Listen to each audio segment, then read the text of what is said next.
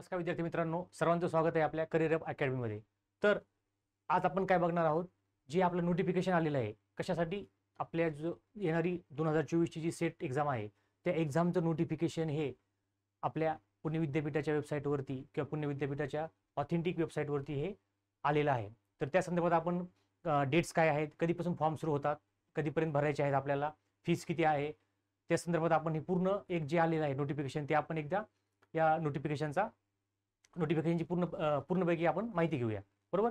तर काय दिले बघा, सहाय्यक प्राध्यापक पदासाठी राज्यस्तरीय पात्रता परीक्षा म्हणजे आपलं काय आहे, सेटचं नोटिफिकेशन आलेलं आहे पुणे युनिव्हर्सिटीच्या आपल्या वेबसाईटवरती.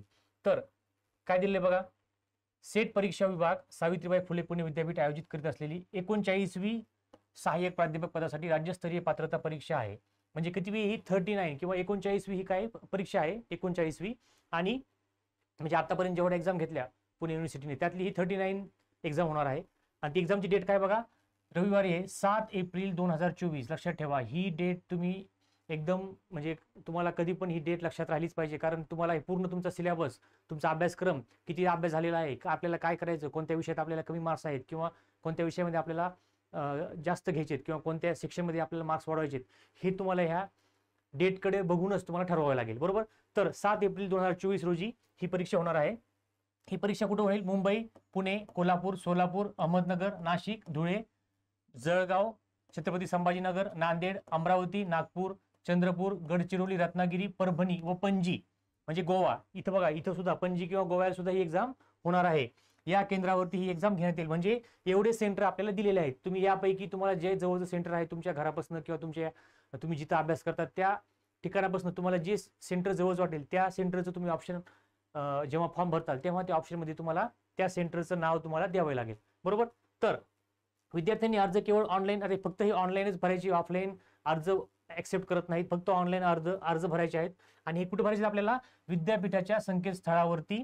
म्हणजे कुठे बघा, https://setexam.university.uni.pune.ac.in म्हणजे हे जे पुणे युनिव्हर्सिटीचं जे ऑथेंटिक वेबसाईट आहे त्या वेबसाईटवरतीच आपल्याला अर्ज उपलब्ध होणार आहेत. आणि ते अर्ज आपल्याला काय करायचे आहेत, भरायचे आहेत, तिथेच भरायचे आहेत.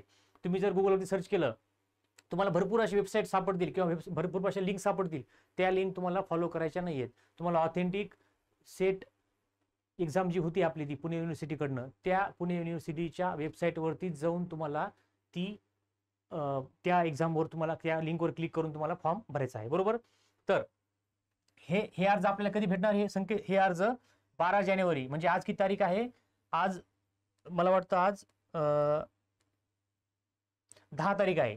तर म्हणजे अजून 2 दिवसांनी म्हणजे 12 तारखेला म्हणजे 2 दिवसांनी 12 जानेवारी 2024 रोजी सकाळी 11 वाजल्यापासून काय होणार आहे ते 31 जानेवारी 2024 सायंकाळी 6 वाजेपर्यंत उपलब्ध असेल. म्हणजे बघा 12 जानेवारी टू तुम्हाला किती दिवस आहेत भरायला बघा, 12 जानेवारी ते 31 जानेवारी जवळपास तुम्हाला एवढे दिवस हे फॉर्म भरण्यासाठी अवेलेबल आहेत. 12 जानेवारी ते 31 जानेवारी एवढ्या दिवसामध्ये तुम्हाला काय करायचं आहे, फॉर्म भरायचा आहे. बरोबर.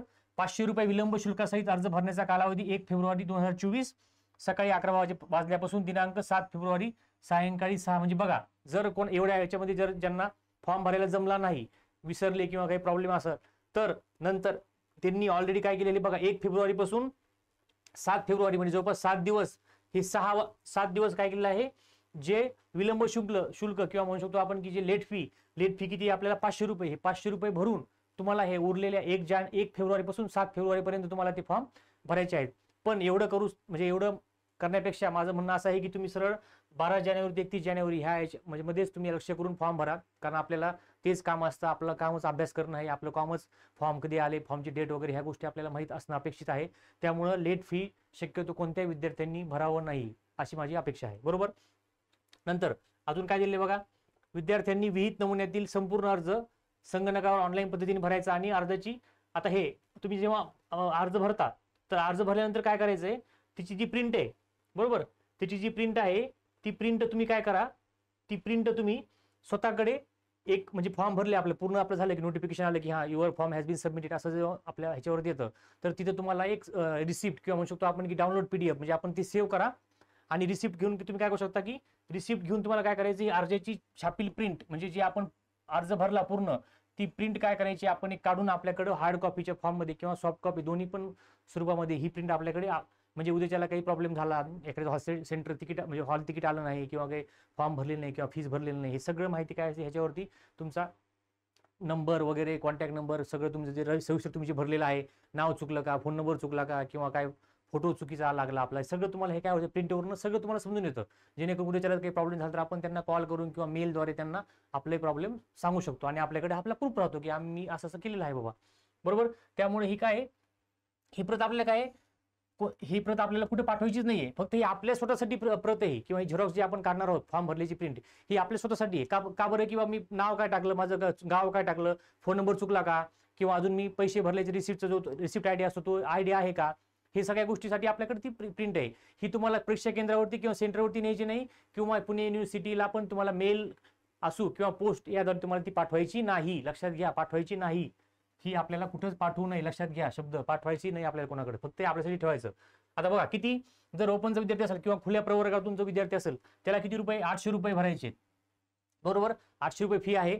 आणि जे इतर मागासवर्गीय असतील, इतर मागास ओबीसी, भटक्याविमुक्त जाती किंवा विशेष मागासवर्गीय, हे जे असे बाकीचे तुम्हाला जिथे नॉन क्रिमिनल असले, विकलांग, पीडब्ल्यूडी मधले, अनुसूचित जाती, अनुसूचित जमाती, तृतीयपंथी किंवा अनाथ किंवा ईडब्ल्यूएस मधले असतील मुलं वगैरे मुली, तर म्हणजे ईडब्ल्यूएस मधले मुलं असतील किंवा हे म्हणजे सेक्शन 2 मध्ये हे जे दिलेले आहे सगळे, ह्याच्यामध्ये जेवढे लोक येतात जेवढे, त्यांना किती रुपये, 650 रुपये किंवा 650 रुपये काय म्हणू शकतो आपण, म्हणजे ओपनच्या मुलं किंवा मुलगी असू त्यांना 800 रुपये किंवा बाकीच्यांना उरलेल्यांना 650 रुपये फी ही ऍप्लिकेबल असेल, बरोबर.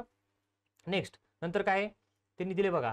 आणि आता हे क्रिमिनल नॉन क्रिमिनल ज्यांनी सगळ्या गोष्टी पूर्ण तुम्हाला जे माहित असतील त्या गोष्टींनुसार तुम्हाला काय करायचं, ते फॉर्म वगैरे भरायचा आहे, बरोबर.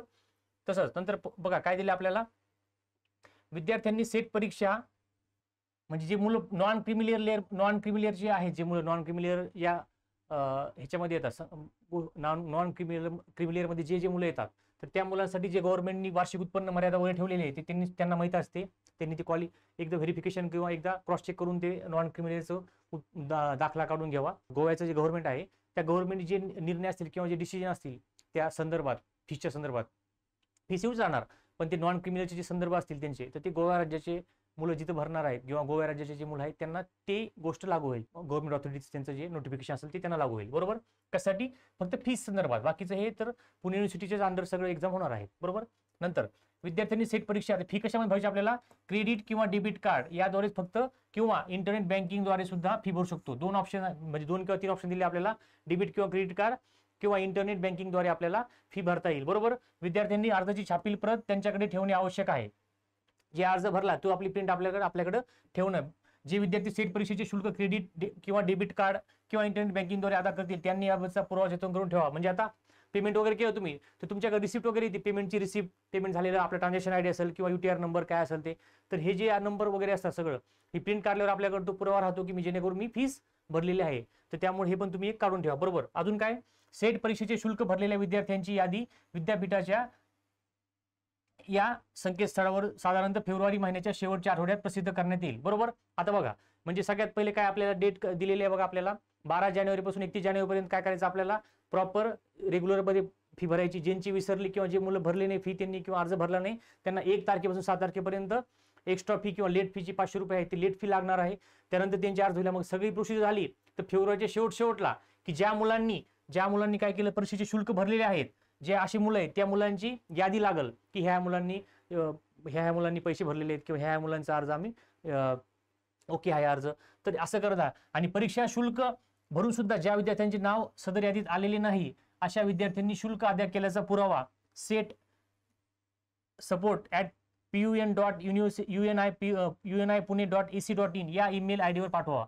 म्हणजे एखाद्या विद्यार्थ्यांचं काय होतं की मी सगळं पैसे भरले, सगळं अर्ज भरला, सगळं झालं, पण मला काय झालं की ही फेब्रुवारी महिन्याच्या शेवटी जी ती यादी हे करणार आहेत, सांगणार आहेत किंवा यादी पाठवणार आहेत आपल्या संकेतस्थळावरती, ह्या वेबसाईटवरती गव्हर्नमेंटच्या, तर तिथे जर तुमचं नाव नसेल तर तुम्हाला काय करायचंय, तुमच्याकडे आपल्याकडे आहे प्रूफ की मी फॉर्म पण भरला किंवा मी पैसे पण भरलेले आहे, हा पण ही प्रूफ आपल्याकडे ठेवायचा. आणि त्यांना काय करायचं की ह्या मेल आयडी दिले त्यांचा, ह्या मेल आयडीवर काय करायचं आपल्याला त्यांना पाठवायचं की माझं आपलं स्वतःचं नाव, रिसिप्टची आपली जी रिसिप्ट आहे आपली ती रिसिप्ट तिथं अटॅच करायची आणि आपलं स्वतःचं नाव, मी हे फॉर्म भरला, डेट वगैरे सगळं त्याच्यावर येऊन जातं. आणि ऑटोमॅटिकली मग जर त्यांच्याकडून काही चुकी झाली असेल तर ते परत काय करतात, दुरुस्त करतात आणि परत तुमचं नाव काय होईल, यादीमध्ये समाविष्ट केलं जाईल. बरोबर. तर सेट परीक्षेची माहिती पत्रक व अभ्यासक्रम विद्यापीठाच्या, आता हे सिलेबस काय आहे हे आपण बघितलेलं आहे किंवा आपल्या वेबसाईट चॅनलवरती सिलेबस आपण ऑलरेडी टाकलेला आहे, त्याचं लेक्चर पण आहे, तुम्ही बघू शकता. तर सिलेबस आणि त्याचं माहितीपत्रक हे कुठे परत सेट एक्झाम या वेबसाईटवरती परत गव्हर्नमेंटच्या किंवा पुणे युनिव्हर्सिटीच्या दिलेलं आहे. बरोबर.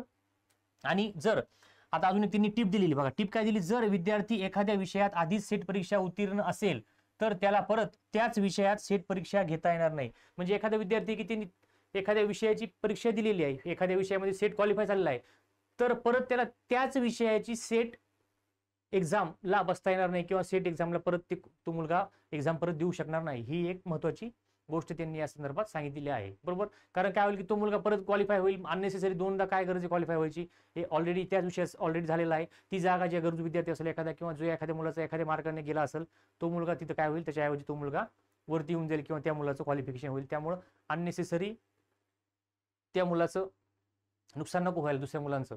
आणि त्यामुळे काय दिले की तुमचं ऑलरेडी जर सेट क्वालिफिकेशन असेल तर तुम्ही परत ती फॉर्म भरू नका किंवा परत ती एक्झाम तुम्ही क्वालिफाय होणार म्हणजे तुम्हाला फॉर्म भरता येणारच नाही जर तुम्ही त्याच विषयात जर सेम विषयामध्ये जर तुम्ही सेट क्वालिफाय असाल तर. बरोबर. तर आता आपण काय करणार आहोत, आपल्या चॅनलवरती आपला करिअर अप अकॅडमी आपलं चॅनल आहे, तुमचं टेलिग्राम ची लिंक पण दिलेली आहे आपल्या डिस्क्रिप्शन बॉक्समध्ये. टेलिग्राम तुम्ही जॉईन करा, त्याच्यावरती आपण कंटिन्युअसली अपडेट करत असतो आणि आपला कोर्स पण आपण लॉन्च केलेला आहे. त्यानंतर आपण काय करणार आहोत की प्रिव्हियस इयरची MCQ किंवा सॉल्व पेपर पण आपण त्या ॲपमध्ये पण घेणार आहोत आपल्या, आणि लाईव्हमध्ये पण आपण कंटिन्युअसली घेणार आहोत. तर तुम्ही काय करा की मोर अपडेटसाठी किंवा कंटिन्यूस अपडेटसाठी काय करा, आपल्या चॅनलला सबस्क्राईब, लाईक करा आणि तुमच्या मित्रमैत्रिणींपर्यंत शेअर करा, जेणेकरून काय होईल की ह्या चॅनलचा फायदा बाकीच्यांना पण होऊन जाईल आणि तुम्हाला अपडेट रिसेंटली लवकरात लवकर मिळत जातील. बरोबर. तर काही जरी डाऊट असेल ह्या फॉर्म भरण्यासंदर्भात वगैरे किंवा कोणताही क्वेश्चन असेल जनरली किंवा एक्झाम पॅटर्न असेल किंवा क्लासेस कधी म्हणजे आपलं जे आपण जे लेक्चर सिरीज सुरू करणार आहोत किंवा काही पण गोष्ट असेल तर तुम्ही काय करा, कमेंट बॉक्समध्ये अवश्य लिहा, त्याचं तुम्हाला उत्तर लवकरात लवकर देण्यात येईल. थँक्यू.